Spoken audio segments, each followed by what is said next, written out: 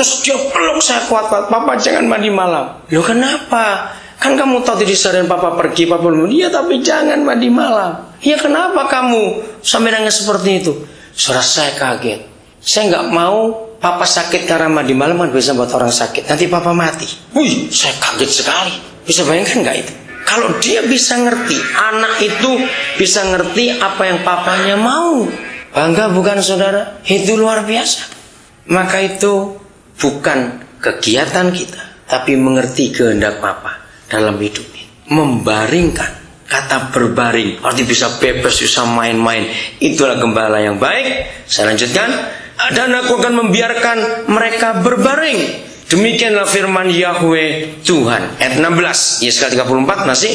Yang hilang akan kucari, yang tersesat akan kubawa pulang, yang luka akan kubalut, yang sakit dan akan kukuatkan, serta tolong yang punya bahasa Inggris langsung dilihat ini salahnya, serta yang gemuk dan yang kuat akan kulindungi.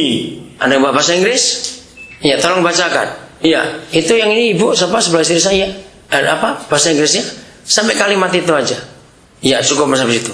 Cara beda enggak? Beda banget. Lihat semua kitab dalam bahasa Inggris, bahasa Prancis, bahasa Mandarin, bahasa apa saja. Begitu salahnya kitab ini. Nah, saya itu pertama tahu ayat ini karena melihat berapa gereja begitu mengurus gembala-gembala itu, domba-domba yang gemuk dan yang kuat. Itulah orang-orang kaya. Karena ayat ini dipakai oleh gereja-gereja itu. Sebab yang kuat dan yang gemuk akan kulindungi. Adalah aslinya, I will destroy the strong and the fat. Mengapa gembala yang benar itu akan menghancurkan? Ini bukan gemuk dalam arti berat badan, jangan tersinggung dulu ya, maaf. Ini jangan tersinggung. Ya, lain. Siapa mereka ini? Aku akan menggembalakan mereka sebagaimana seharusnya. Ayat 17 sampai 22. Ini keterangannya. Dan hai kamu domba-dombaku, beginilah firman Yahweh Tuhan.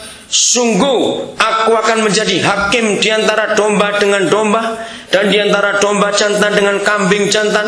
Apakah belum cukup bagimu bahwa kamu menghabiskan padang rumput yang terbaik? Ini yang gemuk yang kuat tadi. Mesti pulakah kamu injak-injak padang rumput yang lain-lain dengan kakimu? Belum cukup bahwa kamu minum air yang jernih? Mesti pulakah yang tinggal itu kamu kerukan dengan kakimu? Apakah domba-dombaku seharusnya memakan rumput yang sudah diinjak-injak kakimu dan meminum air yang sudah dikerukan kakimu?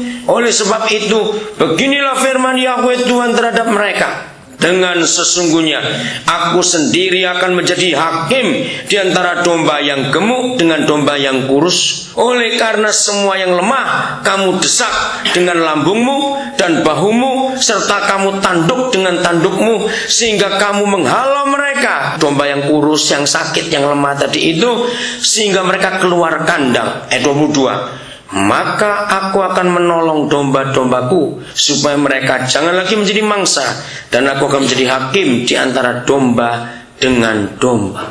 Saudara, lihat ini. Saya mau tanya begini kepada saudara. Siapa yang pernah, karena saya sering, kalau kita ingin ngajak orang ke gereja yang bukan orang kaya, tetangga kita kah, tukang bajai, atau yang biasa, orang-orang biasa, siapa pernah mengingat apa kalimat mereka begitu mereka kita ajak untuk ke gereja?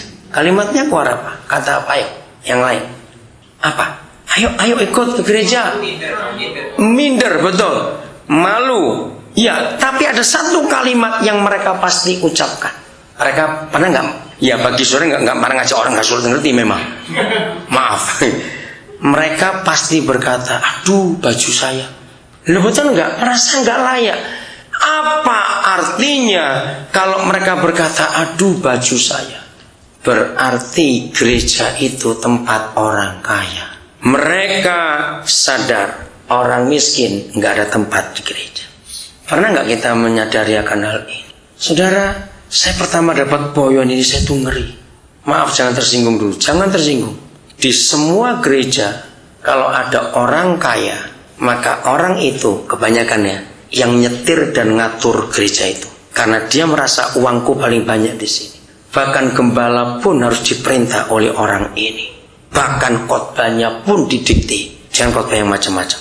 Saudara, kita lihat ini. Domba-domba yang gemuk dan yang kuat ini yang menghabiskan rumput dan mengeruhkan air jernih itu.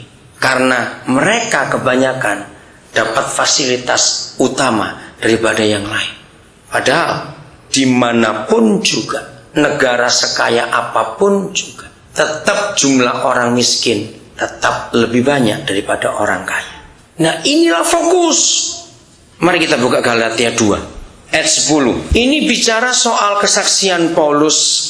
Hari-hari pertama dia berjumpa dengan rasul-rasul yang pertama, termasuk Petrus, Yohanes, Yakobus, semuanya itu.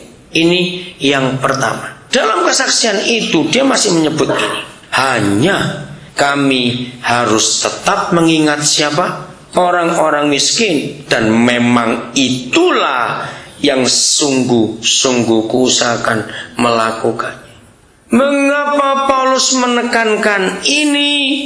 Karena memang itulah fokus dari pelayanan gereja yang sesungguhnya. Karena jumlah mereka tetap jumlah yang terbanyak. Kalau di season pertama tadi kita sudah belajar mengerti, ternyata kata pelayanan itu belum tentu pelayanan. Karena kita harus tahu ke arah mana pelayanan itu. Jadi orang adalah sasaran utama yang Tuhan Yesus ingin kita kerjakan.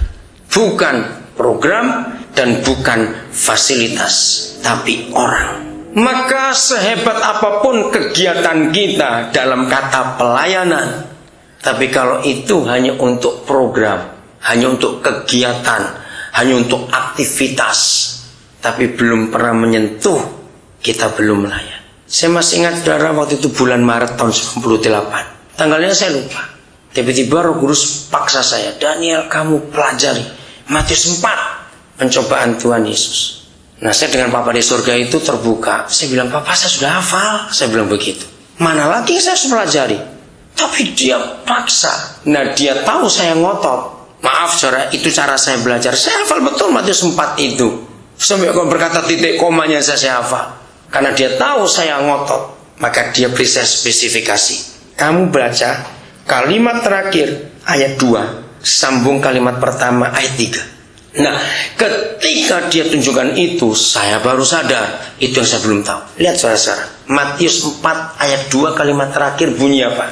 Matius 4, ya, maka laparlah Yesus. Kalimat pertama ayat 3, lalu datanglah si pencoba. Saya ulang-ulang, mungkin ada 4-6 kali. Saya baru terkejut.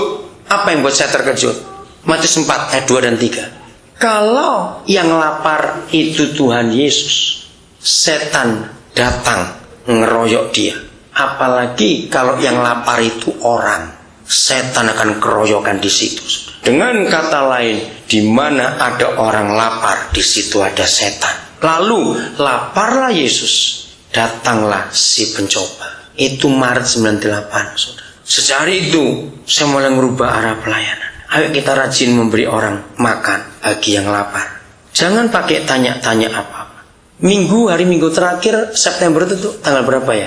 28. Iya, 28. Saya khotbah di satu gereja di Bandengan. Pendetanya sudah tua, 80 lebih. Gereja itu bulan Agustus lalu baru merayakan 50 tahun usia gereja itu. Nah, saya tanya, Om, kok bisa begini? Nah, lalu salah satu kalimat itu saya tertarik sekali. Dia bilang, Om ini dari dulu orang miskin, dan setelah diberkati Tuhan seperti ini.